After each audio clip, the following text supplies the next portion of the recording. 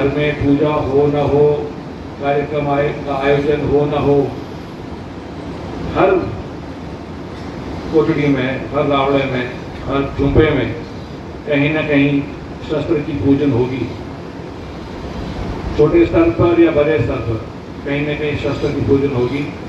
और मैं समझता हूँ कि क्षत्रिय समाज के लिए, हर व्यक्ति के लिए, हर परिवार के लिए उस शस्त्र की पूजन पूरे वर्ष की सबसे महत्वपूर्ण पूजा रहती है, क्योंकि अपना जो जीवन है, अपना जो धर्म है, अपना जो कर्तव्य है रक्षा का, सेवा का, अन्याय से गरीब को बचाना, तानाशाही से देश को बचाना, समाज को बचाना, धर्म को बचाना, क्षेत्रों को बचाना, वो आज और पहले भी कभी बिना हथियार, बिना शस्त्र वो सेवा सफल हुई नहीं है।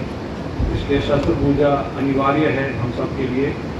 और आज मुझे यात्रा में शामिल होने की देरी उसी कारण हुई क्योंकि मैं अपनी पूजा करके, शस्त्र पूजा करके फिर मैं निकला था घर से। आज यहाँ बैठे, मंच पर बैठे आप सबके दृश्य देखकर, आपके इस सुंदर चित्र को देखकर मैं बहुत प्रसन्न हुआ।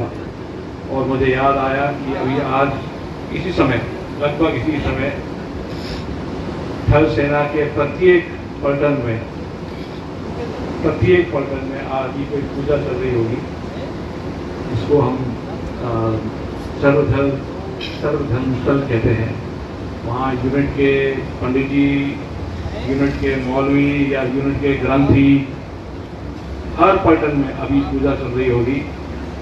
और क्षत्रिय के रूप में अधिकारी, जवान, चाहे उनका कोई भी धर्म हो, वो शस्त्र की पूजा कर रहे होंगे, क्योंकि जिसने वर्दी पहनी है, भारत के लिए वर्दी पहनी है, भारत के लिए शस्त्र उठाया है, उसका क्षत्रिय के रूप में एक जिम्मेवारी बनती है भारत के लिए। और भारत के रक्षक हम सब यहाँ विराजमान हैं।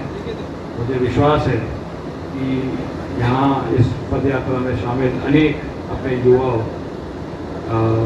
भारत की सेवा में आगे बढ़ेंगे, वर्दी अपनाएंगे, पहनेंगे, गर्व से पहनेंगे, देश के लिए पहनेंगे।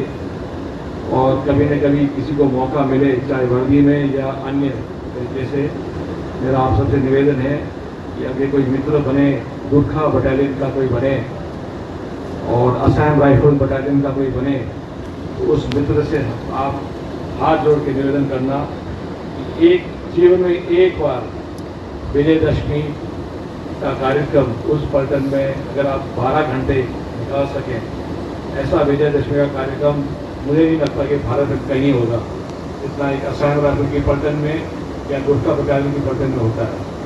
तो मेरी प्रार्थना यही है, सपना यही है कि आप सबको उसको अवसर प्राप्त हो और भारत की अखंडता, एकता का जो वो दृश्य दिखेगा और शस्त्र पूजन का वो दृश्य दिखेगा, उससे मुझे विश्वास है कि आप सभी प्रभावित होंगे।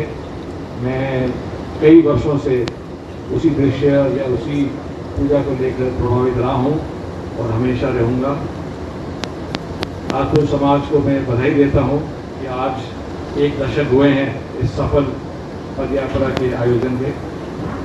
और बाड़मेर नगर के 36 कौम को मैं धन्यवाद देता हूँ कि जिस प्रेम से, जिस कोड से, जिस भावना से आपने इस यात्रा का हमेशा स्वागत करा है, फूल बरसाए हैं, दिल बरसाए हैं, और जिस जीव से आपने इस यात्रा का